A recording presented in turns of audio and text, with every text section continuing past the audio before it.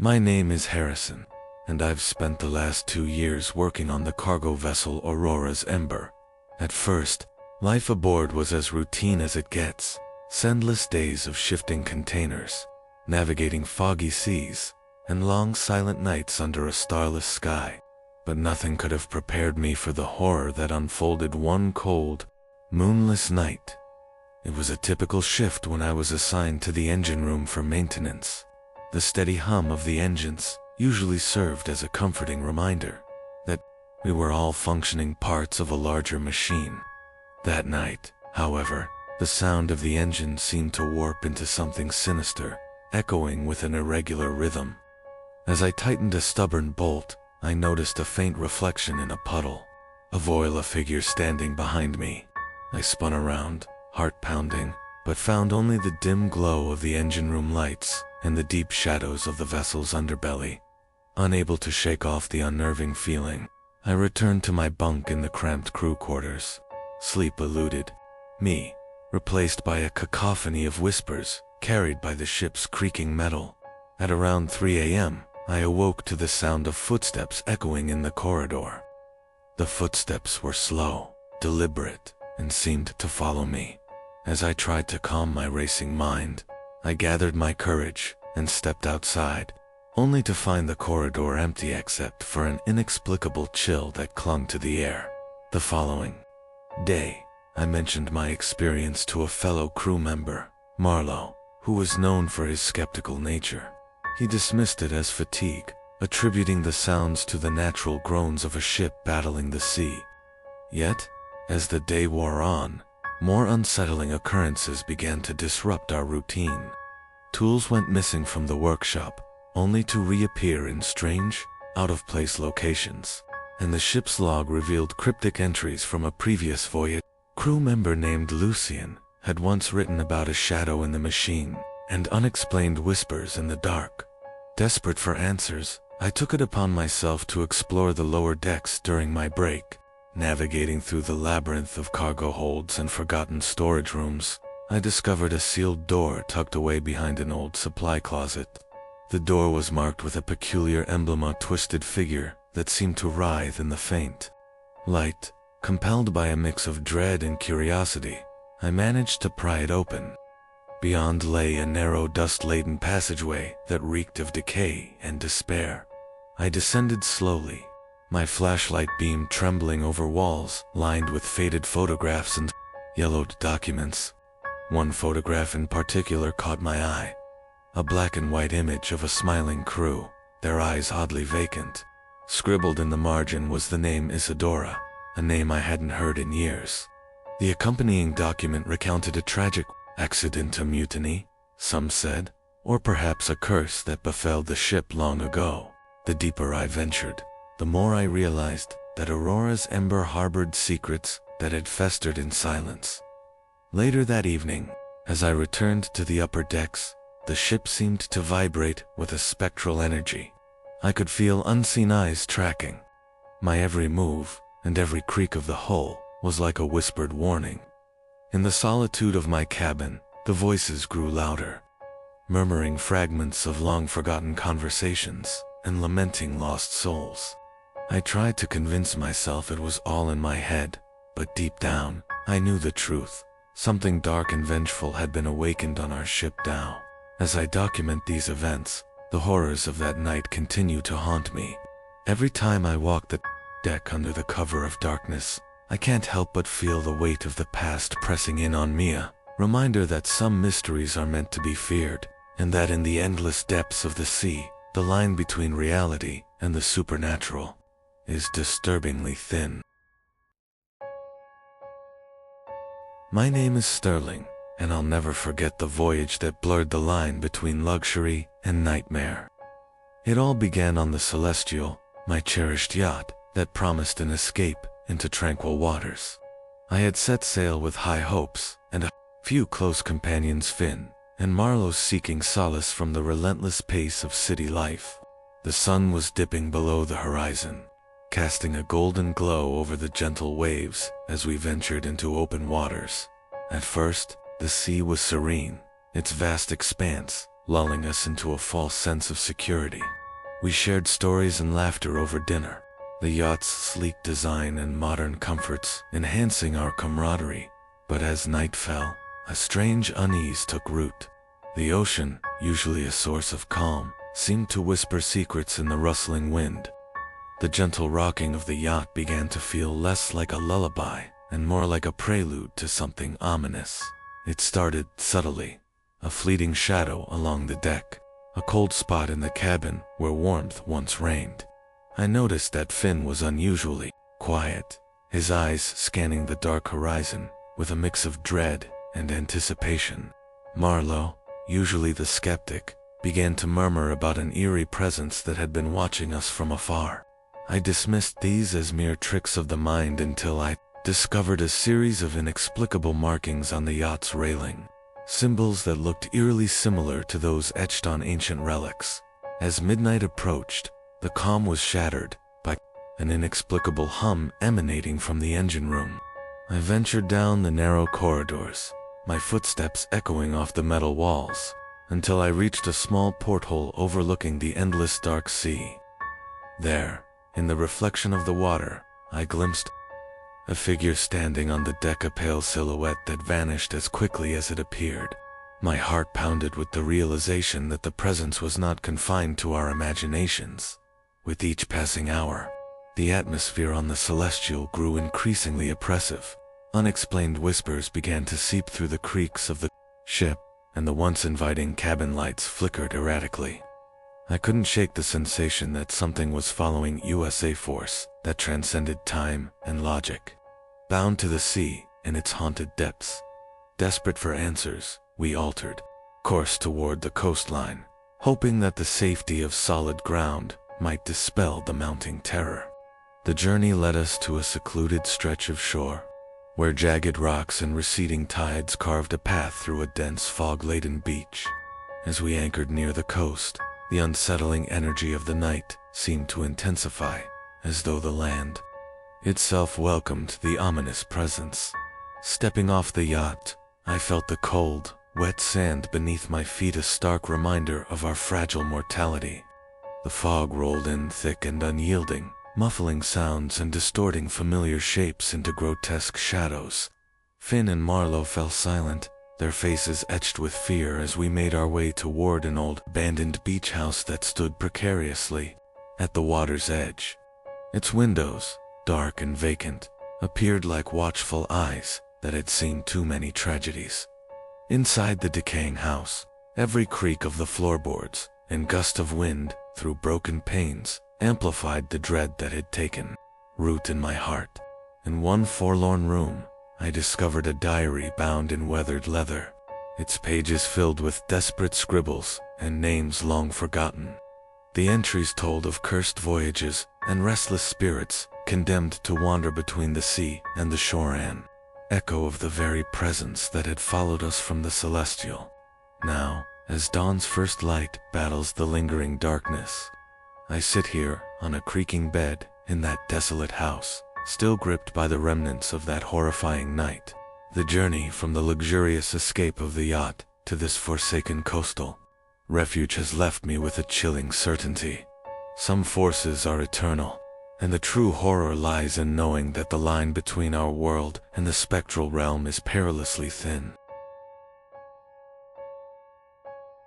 My name is Felix, and I still vividly recall that terrifying incident that occurred while working on board. It all started during the later hours of my routine shift, as everything proceeded in a quiet, orderly manner, while conducting my regular checks on the cargo vessel Celestial Voyager. An unusual signal suddenly appeared on the radar screen. At first, I assumed it was just a technical malfunction. On the screen, outside of the normal vessel track surrounding us, there was a lone object, moving slowly and without a clearly defined shape. My heart began to pound. This object bore no resemblance to anything reported or seen in regular maritime traffic. Filled with both excitement and fear, I immediately informed my colleague Tristan. He began conducting a meticulous examination, yet the signal persisted on the radar, as if an unknown presence was silently watching us. working on deck in the cold darkness, with the low hum of the wind and the gentle crash of waves. The existence of that mysterious object was etched into my mind like a nightmare. Later, our radar operator Milo also focused on the screen and started to analyze the technical details of the object. Our observations revealed that it moved slowly, relative to our vessel, almost harmoniously with the rhythm of the waves. With no defined shape, this entity seemed to have emerged from the dark depths of the sea. Everything felt so real. The clarity of the radar signal and the object's coordinates made it seem as if it were staring right at us. Fear and curiosity intertwined. My colleagues, Tristan and Milo, maintained their composure, while I began to conduct detailed analyses in the technical room. The records confirmed that nothing like this had ever been encountered before. At that moment, all the lights on the ship seemed to suddenly dim, and a profound silence fell over us. The signal on the screen lingered, gradually morphing into a vague silhouette with indistinct lines before fading away. The terror of that moment instilled an uneasy atmosphere among the crew, as if that unknown entity was drawing near, and nothing would ever be the same again. In the later hours of the night, when the signal completely disappeared, a sense of normalcy slowly returned to the ship. Yet the horror I experienced left an indelible mark within me. Once all systems confirmed that this was not merely a technical glitch or transient interference, the extraordinary nature of that moment became the talk of the crew. Since that day, every time I stand watch on deck at night, I can still feel the haunting memory of that mysterious signal in the corner of the radar screen. Truly, it felt as if an entirely different, frightening, and unknown entity was roaming the deep waters. This experience has added an unexpected layer of terror to my otherwise routine work life, painfully revealing the fine line between reality and the unknown. Even now, as I write these lines, I cannot forget the shiver that night brought and the cold tremor that still echoes in my heart. As someone who works on a ship, despite pushing the boundaries of technology and science, I have painfully learned that some mysteries hidden in the depths of the sea are beyond our comprehension. My name is Damien, and I'll never forget that night shift when the darkness on board whispered secrets no one wanted to hear. I was working in the engine room of the cargo vessel Eclipse Voyager, a ship known more for its solitude on the open sea than for any eerie tales. The hours were long, and the hum of machinery was my constant companion, until one particular night when the shadows seemed to move of their own accord. It was well past midnight, and the ship was cloaked in the thick silence of a starlit sea. As I methodically checked the equipment, a peculiar chill slithered through the corridors, a sensation that felt almost tangible. At first, I dismissed it as a draft caused by the ship's old infrastructure, but the cold intensified, and a nagging feeling of being watched crept over me. While performing routine maintenance near the cargo hold, I noticed something odd. Amid the flickering overhead light, a dark shape appeared momentarily at the end of the hallway. I paused, heart pounding, and strained to focus on the vague outline. It was as if someone or something had been standing there, concealed by the shadows. I blinked, and the figure was gone, leaving only an unsettling void in its wake. Troubled, I decided to trace the anomaly. My footsteps echoed softly on the metal floor as I followed the path where the shape had been seen. The silence was oppressive, broken only by the low buzz of electrical circuits and the distant clatter of shifting containers. As I rounded a corner, I caught a faint reflection in a polished surface, a silhouette that did not match any crew member I knew. Its form was blurred, almost spectral, and for a brief moment, I thought I saw eyes that glimmered with a strange, sorrowful intensity. Unable to shake the feeling of impending dread, I returned to my station to report the incident. My colleagues, Orion and Cassidy, listened with a mix of concern and skepticism. They assured me that the night's long hours and the ship's creaks could easily distort one's perception. Yet I couldn't dismiss the encounter. The darkness that night seemed different, more alive, more intent. As the shift wore on, the strange occurrences multiplied. Shadows lengthened unnaturally, and soft whispers seemed to echo from empty rooms. At one point, while inspecting the navigation room, I felt a cold hand brush against my shoulder. I spun around, but no one was there. Only the persistent hum of the machinery and the distant sound of waves crashing against the hull. By the time my shift ended, a palpable unease had settled over the Eclipse Voyager. I couldn't help but wonder if the ship itself harbored a secret, a lingering presence from a past long forgotten. Some of the older crew whispered about a tale of a former sailor who vanished without a trace, his spirit doomed to wander the corridors of the ship on moonless nights. Now, as I sit alone in my quarters, the memory of that night remains etched in my mind. The darkness aboard the Eclipse Voyager was more than the absence of light. It was a living entity, a silent witness to mysteries that defy explanation. The spectral encounters and inexplicable chills have left me with an enduring question. In the endless expanse of the ocean, can the veil between the known and the unknown ever truly be lifted? Even now, I can almost hear the echoes of that fateful night, the soft footsteps, the fleeting shadows, and that distant, sorrowful gaze that continues to haunt me. My name is Dorian, and I've spent countless nights at sea aboard the cargo vessel Sea Echo. Most nights pass in a haze of routine, monitoring gauges, recording logs, and listening to the rhythmic pulse of the engines. But one particular night, as a thick fog enveloped the ship and the horizon vanished into a ghostly white, my world shifted into something unexplainable. It began during a late shift in the control room. The radar displayed the usual blips of passing vessels and distant shores, until a new, unidentifiable signal appeared, a dim, wavering shape that drifted near our course. I stared at the screen, perplexed by its slow, deliberate movement. I reported the anomaly to my colleague Edmund, who, though skeptical, agreed to monitor it further. As the hours wore on, the fog outside grew denser, and the eerie silence on board deepened. I took my routine walk along the deck, the chill of the night air mingling with an inexplicable heaviness in my heart. The ship's lights cast long, trembling shadows across the wooden deck. Amid the quiet, I heard what I first thought was the distant toll of a bell, echoing faintly over the water. But there was no bell on sea, echo only, the haunting sound of a melody, distorted and forlorn.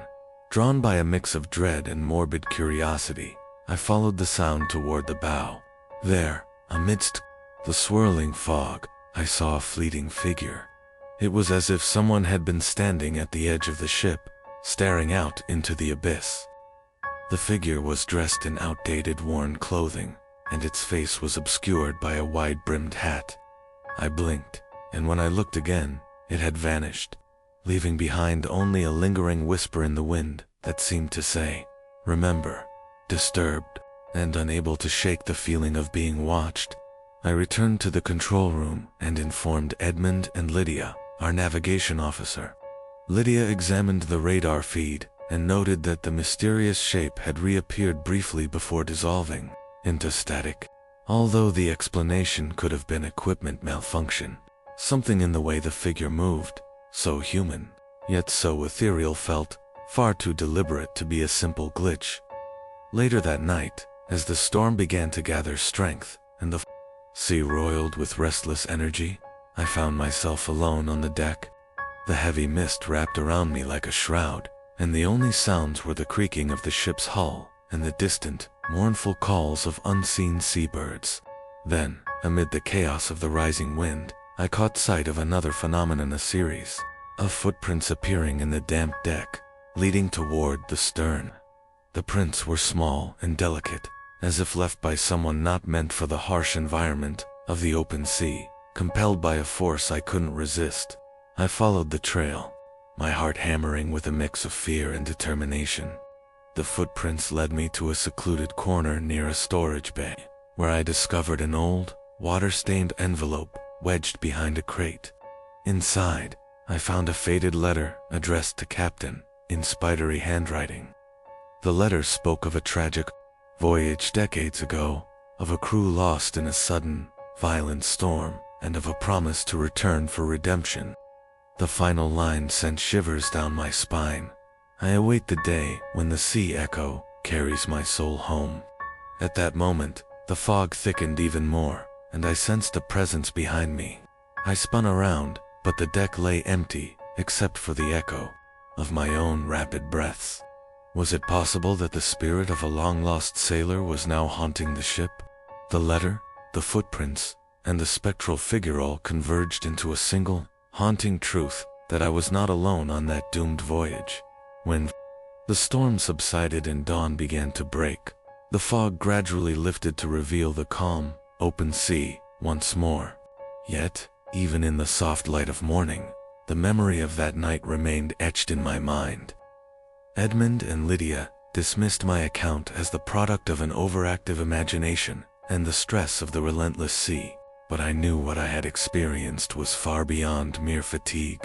Now, as I write these words in the quiet aftermath, I remain haunted by the mysteries of that night, the gentle, ghostly melody, the fleeting figure on the deck, and the promise sealed within a weathered letter. The boundaries between the living and the lost blurred on that stormy night, leaving me with the lingering question, in the vast, uncharted depths of the sea, can the spirits of the past ever truly rest?